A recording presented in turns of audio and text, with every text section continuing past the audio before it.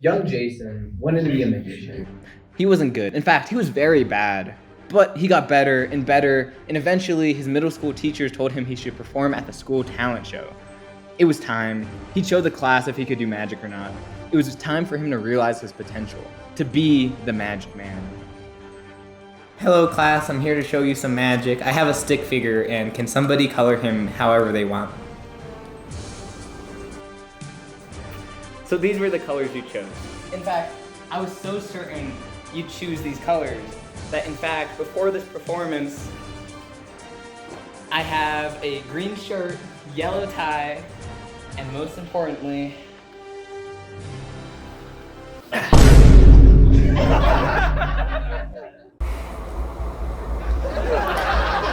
not going to lie to you, Jason. In all my years as a therapist, that's the funniest story that I've ever heard. I mean, it was quite traumatizing. Why?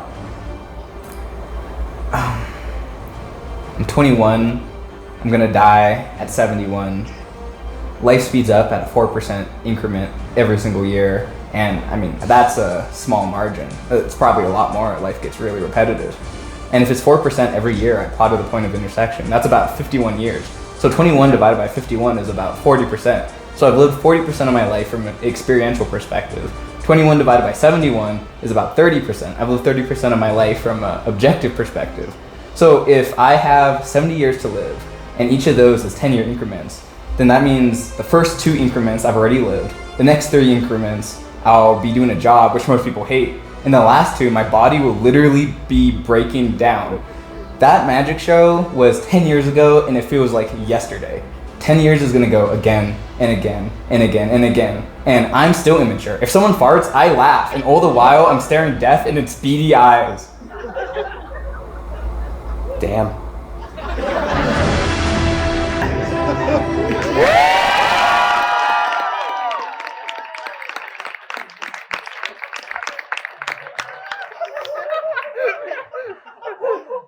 Mom, Dad, I'm sorry. I told you this would be an academic conversation. A complex, technical breakdown on how to form your own definition of maturity, and I lied. It's a strip show. Not all strip shows must be surface level. I'm wearing this attire to show you that your Spider-Man loving child is fighting to keep his childhood. I believe that true maturity isn't just growing up. For many adults, it seems like playfulness, inspiration, and wonder fades. Where is the wonder in the adult world? Well, there's many answers, but one is magic. The non-hostile act of deceiving breaks our solidified mental models down in such a way that the gap created where logic can't rush in, the absence of explanation, leaves the presence of wonder. For a second or two, it's as if we're a kid when we didn't pretend to have an explanation for things. Maybe we didn't understand reality, but reality didn't understand us either. But then reality came, and these kids grew up, became mature, and most older people hate their jobs. Most older people are less willing to experience new things and are less optimistic. Then a magician shows you that for a second, you can be this inner child. I think being mature is being able to preserve these immature traits, all the while knowing when it's relevant and appropriate. I know this is coming from a short Filipino boy in a 7-year-old Spider-Man costume, wearing a groin guard, because otherwise every detail would be revealed.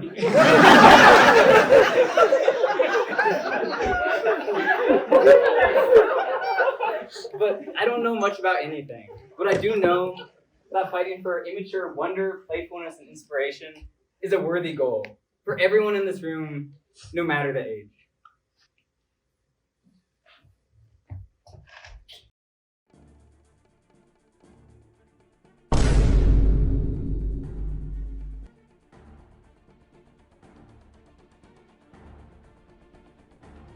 Maturity seems like a very broad definition. To create my own definition, I think I should focus on clear areas where I can improve. Surely each of these pillars, compromise, emotional regulation, good life decisions, and self-esteem, must at least provide some essence of how to actually mature. I didn't have time to put on my shoes.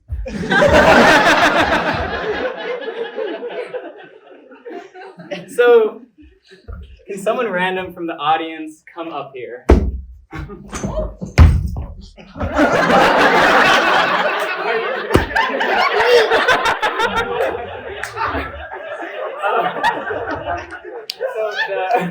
the section is going to be about compromise. You can take a seat. So, what does compromise mean to you? Compromise, it means the ability to kind of sacrifice. Hmm. You don't want to, but you need to do that for the person who's writing it. Okay, well, I'm going to show you what I learned about compromise through this magic trick. Can you make sure this is just a regular dollar bill, Sharpie, and cup?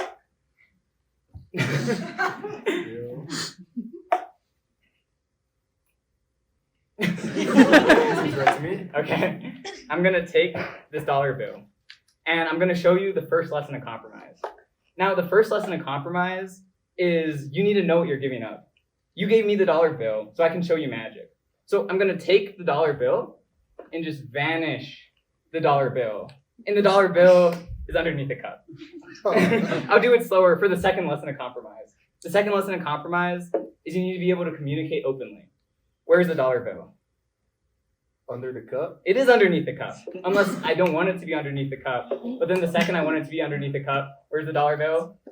In your pocket? No, it's underneath the cup. I'm gonna take the dollar bill, right? And I'm gonna put it in my pocket. See, now it's really in my pocket. Right. Where's the dollar bill, David, In please? your pocket. It's not in my pocket, it's underneath the cup.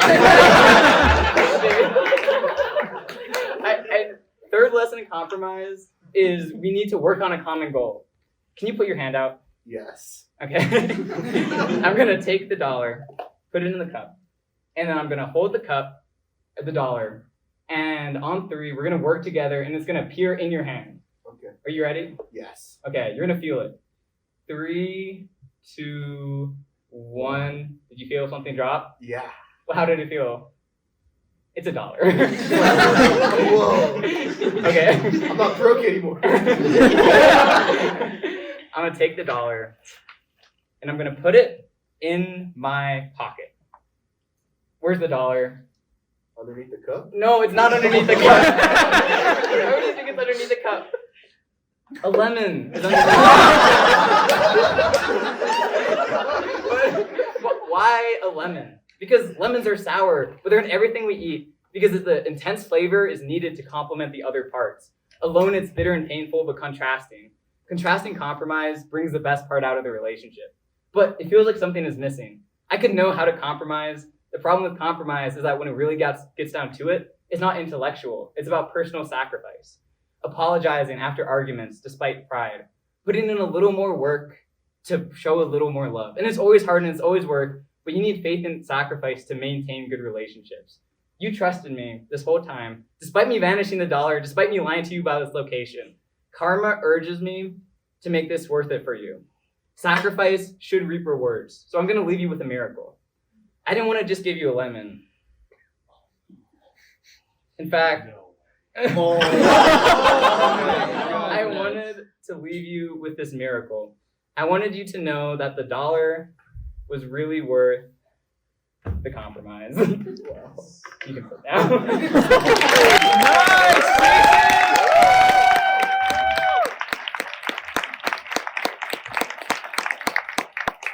So I think what makes maturity hard to define is there's so many varied areas of growth.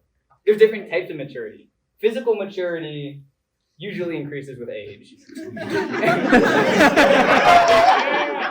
Intellectual maturity seems to increase with age. But what I'm really looking at is emotional maturity. We don't go to schools for emotional maturity like you might for intellectual. Instead, it's up to us. We need to make some kind of mental model of what we want to mature towards and then constantly work towards this idealized self.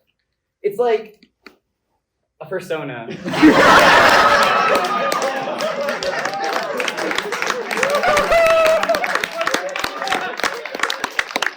thought there would not be a theme across these performances. We're at Colorado School of Mines. This is the theme. Maybe your maturity definition includes a heavy emphasis on Compromise. Maybe emotional regulation. It's really up to you. But you gotta make it and wear it every day proudly. Maturing is a deliberate practice towards an imagined goal in the same way any effort is. But practicing maturing seems more fundamental than practicing other skills, in that it gets to the core of your being. It's how you relate to others and yourself. Intellectual knowledge about self-growth is essential. But happiness, spiral dynamics, and maturity can't just be lectured. These are constant practices. So Aiden, how do you regulate your emotions? I cry a lot. Oh, cut. There are better ways to regulate your emotions. So the first is health and diet. Health seems like a first step in controlling negative emotions. And this seems really simple, but many behavior problems are physically rooted. But then there's another learned step on how to deal with emotions when they come up. A mirror is not changed by what it reflects. If you feel anger, you're different. You have the ability to act on the anger. You're not the anger itself. But how often do you hurt yourself because you mistake who you are with what you feel? Practice seeing thoughts and emotions as what they are. Maybe meditate, maybe talk in therapy. There's other methods. But you must be mindful. And then finally, take responsibility. You're in control of how you affect other people around you. Admit that you can affect others and treat it with the knowledge that you're responsible to put your best foot forward if you're able. Anyone have an iPhone? All right, whoever wants to come up, they can come up. Aiden, go. Go, Aiden. Aiden. Okay.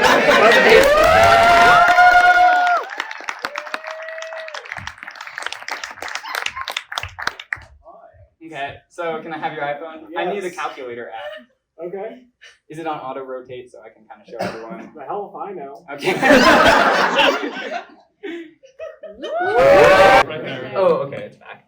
I'm gonna kick it. And Why are you going after Tony? can you say a 3-digit number? Any 3-digit number, whoever's closest to the beach ball. 312. Okay. 312 plus. Can you throw the beach ball to someone else? Can you say any 3-digit number?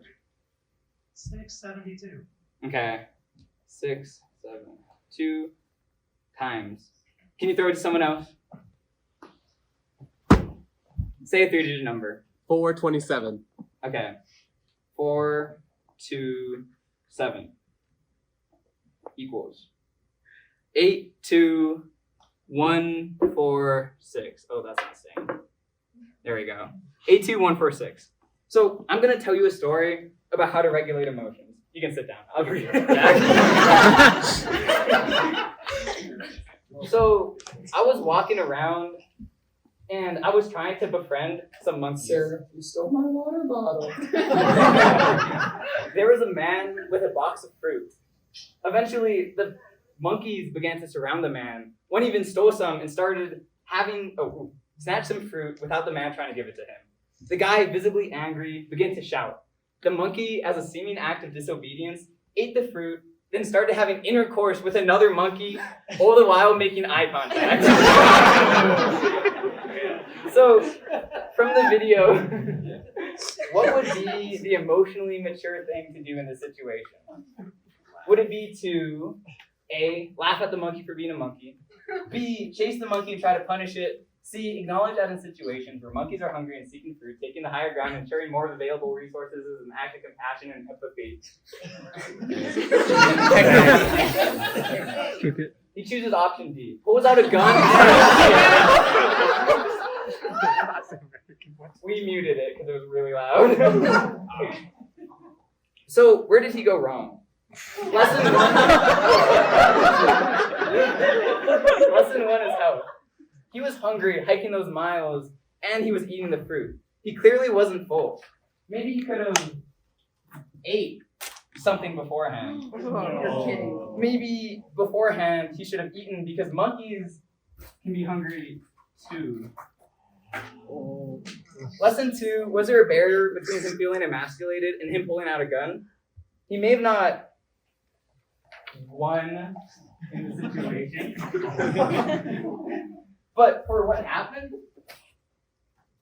he overreacted a tad bit. Maybe he could have practiced beforehand techniques to decrease his reactivity in the moment. Lesson 3, did he take responsibility? No, people are stupid. Monkeys are stupider. He could have taken the higher ground and just kept living life. It's hard to keep composed when you feel betrayed and emasculated, especially when you're staring at a smug monkey having sex. But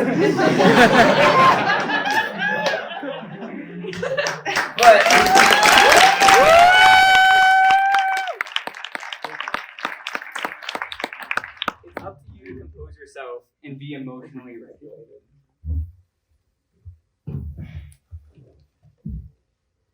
Jason, do you think you're capable of making sound decisions? Yeah, You gave yourself a haircut and you don't even know how to cut hair. I can give haircuts. That was one.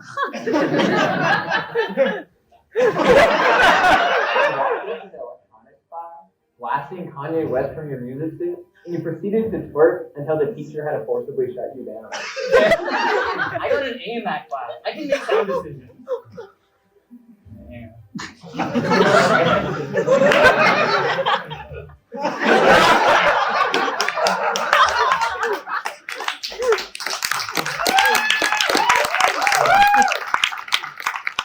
So maybe step 3 should be focus on what is most possible first.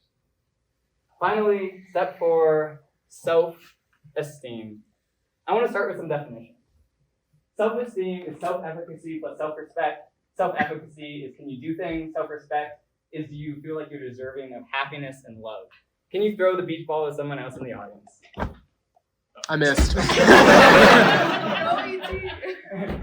All right, I come can on throw. stage.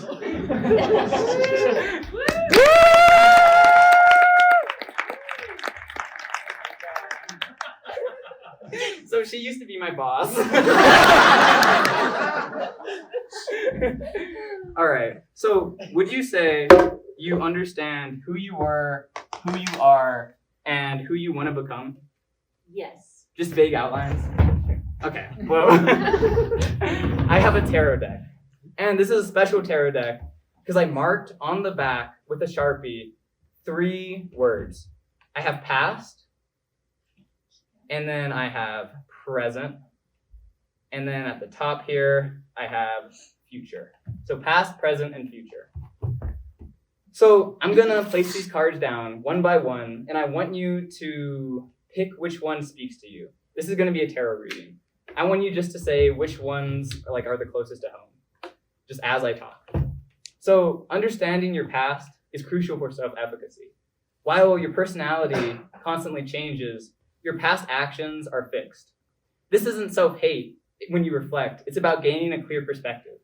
Self-efficacy is better built on intellectual awareness of your strengths and weaknesses than emotional fluctuations.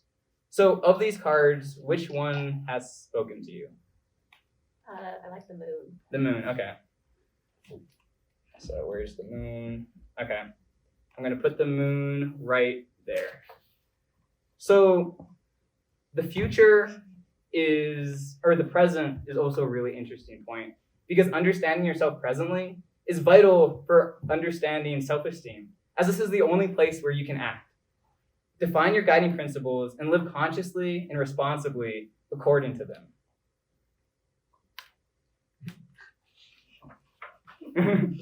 Which one? Strength. Strength, okay. Do that. For strength, okay. Strength.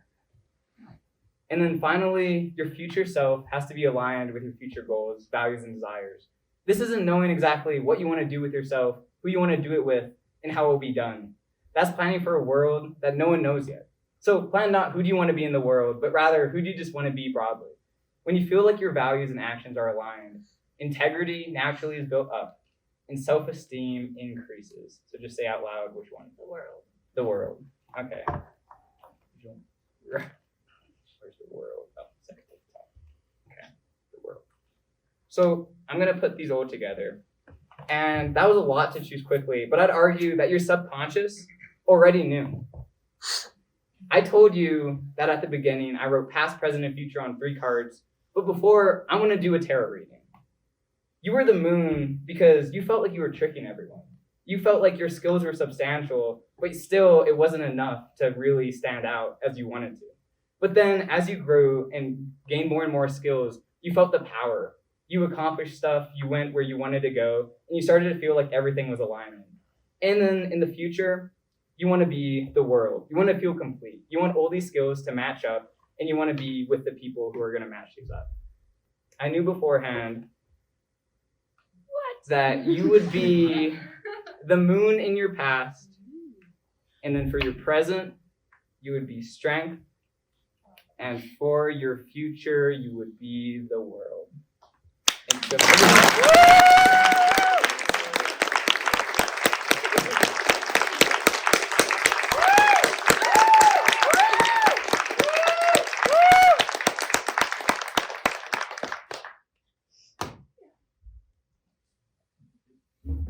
You respect yourself. Not usually. I feel like I have to take it. Whether that's letting others hurt me to feel better or hurting myself in the pursuits of improvement. A lack of self-respect is why I have anything substantial. That must be incredibly painful. I mean, it's a process of growth. This mindset may indicate a lack of healthy self-esteem as it involves consistently tearing oneself down and relying on harsh self-criticism as a motivational tool. It's right. You need to accept that productivity will be curbed if you're going to burn out. Working hard is important, but you need to do this in a way that doesn't affect your mental health. You may be productive, but your motivation shouldn't be anger, fear, and self-hate. Life is short. Do you want to be in a mind that's hostile? You need to be positive and celebrate your achievements. Make sure you enjoy the journey. When I was a kid, it felt like I was always shoving emotions down other people's throats. It also felt like everyone was shoving their emotions down mine. I felt like a chicken and egg situation, where emotions went back and forth and the only decreasing factor was empathy and forgiveness. But it feels like there's a set emotional bandwidth to shove it down deeper and deeper. You can only be compassionate to a certain extent. Eventually, there's a gag reflex. I grew up thinking low on myself, so I just took it. This made it easy for me to apologize, but hard to forgive. And now that I'm older, I'm very responsible for hurting others. And I unrealistically expect empathy that they too may be short. Empathy is incredibly important, but it doesn't need to bear down on the empathizer. If you can empathize and be okay yourself, you need to be around different people or set better boundaries. Hurting yourself to make others happy is not empathy.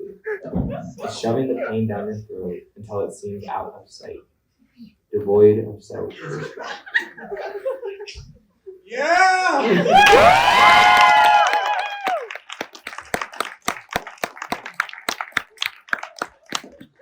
So, in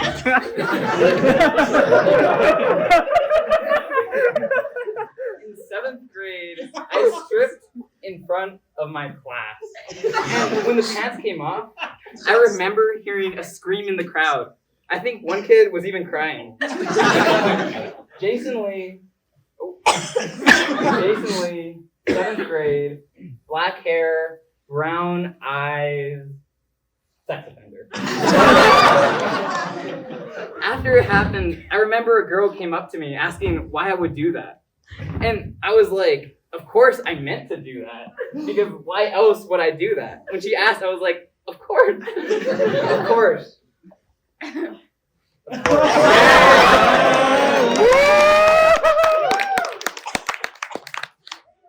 I barfed very shortly after. But then 10 years later in Thailand, I was gonna do the same trick one more time. I was about to be 21, and it was time to show the world how much of an adult I was. I was gonna put on this same magic show, but this time stripped on purpose. Except for December 8th, shirts off, lubricant flowing. When I took off my pants, showing everyone my underwear, I felt an intense, seeking feeling as I looked up at the crowd. It felt like that liminal space between reality and nightmare. Being this vulnerable in front of an audience wasn't a bad dream, but a reality I orchestrated myself. I wanted to confront this childhood embarrassment, but wasn't ready to do it yet. I wasn't intentional enough to take full control of the situation. I didn't really know I was doing it. Instead, up there as a fully grown adult, I was still that scared child. goes in front of all these wide eyes, just me on stage, heart beating. Since then, I've thought a lot about how I got to where I am, and if I've actually matured at all. Since college, I loved, I traveled, I hurt, I came back home with a new value set. Relationships were going to be my top priority. And then, many of these relationships failed. How can one stick to their values when their values seem to be thwarted by reality? When life seems to be falling apart, it's so easy to change for the worst, but simultaneously, you can't change for the worst. You crashed your car. Please take your medicine. It's time to grow. You broke down in the monastery. Please take your medicine. It's time to grow. We did everything we could, but we are pleased you applied, but I enjoyed being with you, but it's time to grow. No more driving, crying, and crashing. No more moping, writing, and screaming. Life goes on, and you have to hold on to the mature values in your immature childhood tightly and hope that when the pain comes, you have the strength to grow. And that's the hardest part about maturity. In large part, maturity is tested when you're at your absolute lowest. It's not constant and deliberate practice, but constant and deliberate practice, especially when it's hard. For me, my definition of maturity is the practice of preserving wonder, inspiration, and playfulness when appropriate, against the flow of time, while continuously identifying areas of necessary improvement, forming a conscious, responsible sense of self that responds to normal and acute situations, external and internal, with love. And that's just my blueprint to practice. When I stripped in front of everyone, I lost my childhood. But I'm not gonna let that wonder, inspiration, and playfulness fade. Tonight, I'm gonna fight for it. I'm doing the same trick one last time.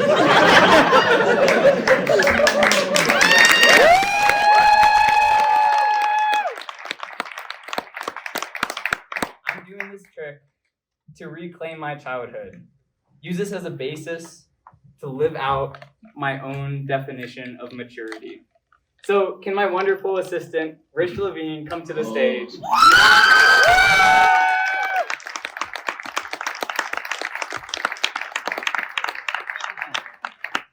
So, Rich, what is your definition of maturity? Funny you should ask. Jason has proven tonight that you can change a prof into a prop. Just one letter.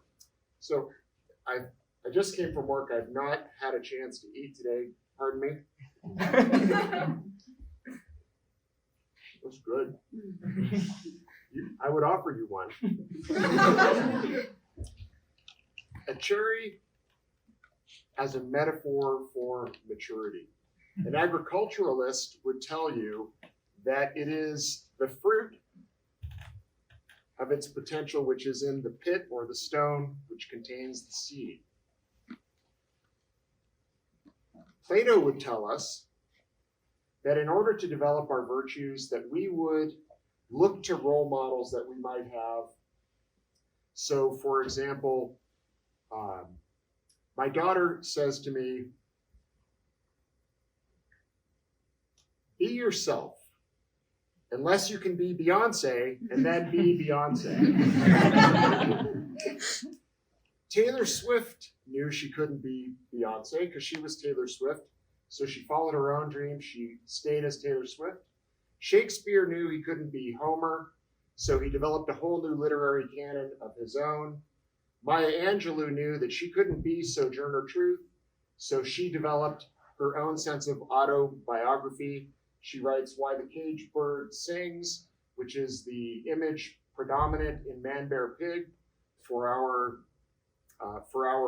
event tonight. And she knows why the caged bird sings. The caged bird sings for freedom. The caged bird sings for freedom of purpose. So for Sojourner Truth, that purpose is to liberate others. Abraham Lincoln knows he can't be Moses, so Abraham Lincoln in his own time works for the liberation of others. Your parents gave you a name, and it wasn't Spider-Man.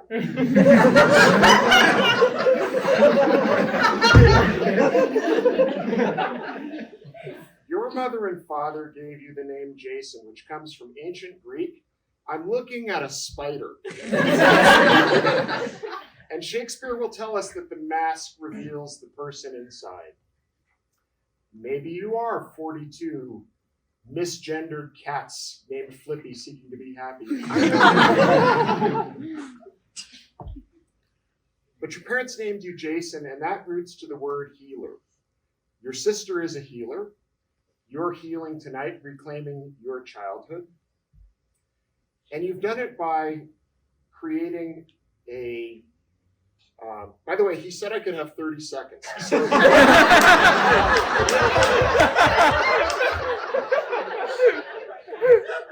so don't start the timer yet. He splits the word immature with a forward slash or a back slash. I never know these things. He's got a forward slash or something between im and mature.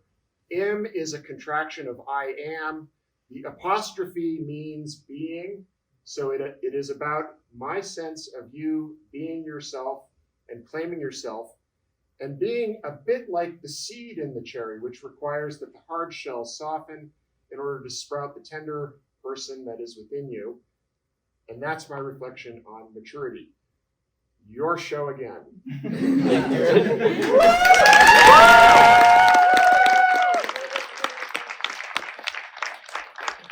So where's the beach ball? Can you throw it up here? And then can you throw it into the audience? Come up on stage. But there is 4 hoodies in front of you. So pick up just one of the colors, any color you want. Show it to the audience. Okay, Rich, I want you to color in the shirt that color. I can do that.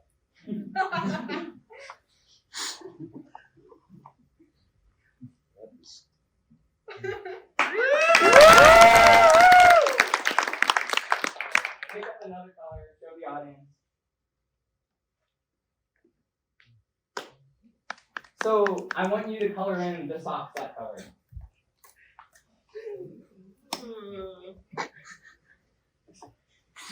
And the shoes or just the socks? Just the socks. Okay. One more color. Show it the audience. I want you to color in the pants that color. Are you sure? Yeah.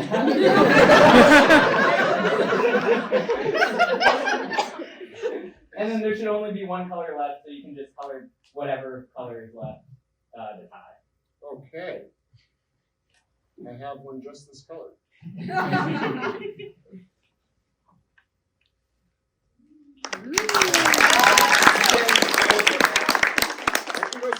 Oh, no, you're staying here. Yeah, you can sit down. So, during this whole performance, there's been a prediction, and I'm a short Filipino boy, so I need to get a ladder. I'm a Jewish guy, so I can just sit here.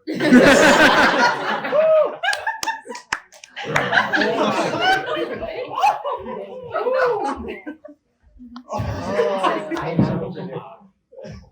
Blue shirt, pants, yellow tie, green socks. Blue shirt, pants, yellow tie, green socks. Blue shirt, pants, yellow tie, green socks. And here it is.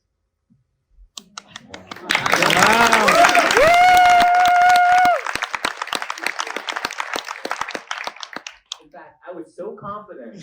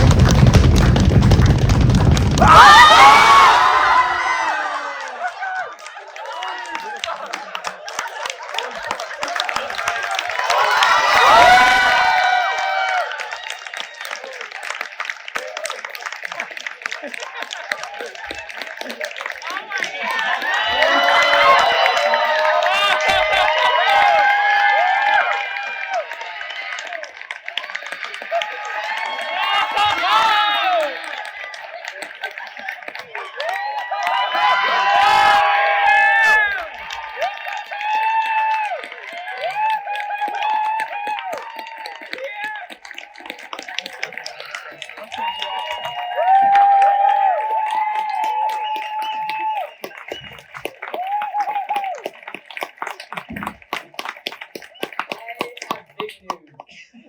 Jason has matured, and we're now dating again. No, we're not. What? I'm not good for you, and you're not good for me. But have we tried? For the love of other people ourselves, no. Why? You were absent. You played the victim so much, I'm surprised you don't carry around your own body talk. You have the emotional intelligence of a rock. If I ever need a toothpick, I'll miss your arms.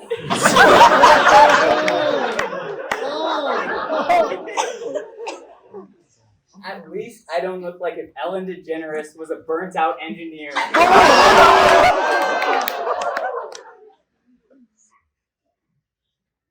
done. I thought we'd been done. But in actuality, I do miss you a ton. I miss you too, I'm sorry. I'm sorry too. It was beautiful, and maybe we can try again someday. Maybe. I'm so fortunate to have the time I had with you. The 3 years were wonderful, and as much as the memories pain me now, I don't want to forget a single one. These memories have shaped our collective maturity, and even though we matured so much with each other and did continue to love, I need to acknowledge that's not enough. It's clear to me that the pain has gotten to a point where it's starting to spill over and hurt friends I love. Never has it been so clear how self-esteem, and specifically self-respect, can be non-selfish. Never has it been so clear to me that I need to regulate my emotions so that others can't keep feeling sorrow for me. I need to let you go for them and for myself. It's just breakups never feel like compromise, as many times they aren't joint decisions. But compromise is more about respecting others' decisions than agreeing. And I need to respect this, even if it's the ultimate personal sacrifice. Jason should be Jason. Hold on to the wonder, inspiration, and playfulness. Caroline should be Caroline in all her fantastically lovable traits. I'm Januf. Or enough. And it seems like love should be enough to keep going, but it isn't sometimes. And that's fine.